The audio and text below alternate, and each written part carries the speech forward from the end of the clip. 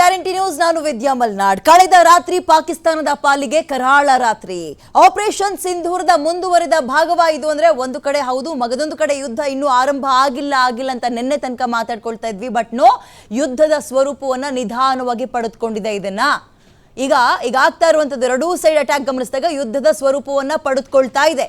ಹೀಗಿರುವಾಗ ನಿನ್ನೆ ರಾತ್ರಿ ಏನೆಲ್ಲ ಆಯ್ತು, ನಮ್ಮ ಕಡೆಯಿಂದ ವಾಪಸ್ ಅಟ್ಯಾಕ್ ಹೇಗಿತ್ತು, ಪ್ರತಿಕಾರ ಹೇಗಿತ್ತು, ಕಾಲ್ ಕೆರ್ಕೊಂಡು ಜಗಳಕ್ಕೆ ಬರ್ತಾ ಇರುವ ಅವ್ರ ಜಾಯಮಾನನೇ ಅಷ್ಟು ಹೊಡೆಸ್ಕೊಂಡು ಸಾಯ್ತೀವಿ ಎನ್ನುವಂತಹ ನಿರ್ಧಾರಕ್ಕೆ ಬಂದ್ಬಿಟ್ರ. ಇದೆಲ್ಲದರ ಬೆನ್ನಲ್ಲೇ ಪರಮಾಣುಗೆ ಅಂದ್ರೆ ಆ ಬಾಂಬಿಗೆ ಸಂಬಂಧಪಟ್ಟಂತೆ ಒಂದು ಮೀಟಿಂಗ್ ಅನ್ನ ಕೂಡ ಮಾಡಿದ್ದಾರೆ.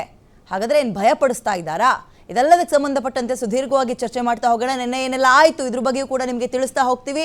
ಇವತ್ತು ಏನೆಲ್ಲ ಬೆಳವಣಿಗೆಗಳು ನಡೀಬಹುದು, ಯುದ್ಧದ ಸ್ವರೂಪವನ್ನ ಹೇಗೆ ಪಡೆದುಕೊಂಡಿದೆ ಇದ್ರ ಬಗ್ಗೆ ನಾವು ಚರ್ಚೆನ ಮಾಡ್ತಾ ಹೋಗೋಣ. ಕಳೆದ ರಾತ್ರಿ ನಿಜಕ್ಕೂ ಲಿಟ್ರಲಿ ಕರಾಳ ರಾತ್ರಿ ಪಾಕಿಸ್ತಾನಕ್ಕೆ.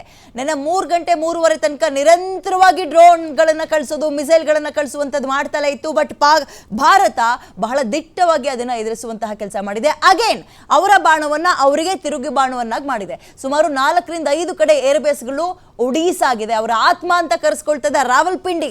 ಅಲ್ಲಿನ ಏರ್ಬೇಸ್ ಸಂಪೂರ್ಣವಾಗಿ ನಾಶ ಆಗೋಗಿದೆ.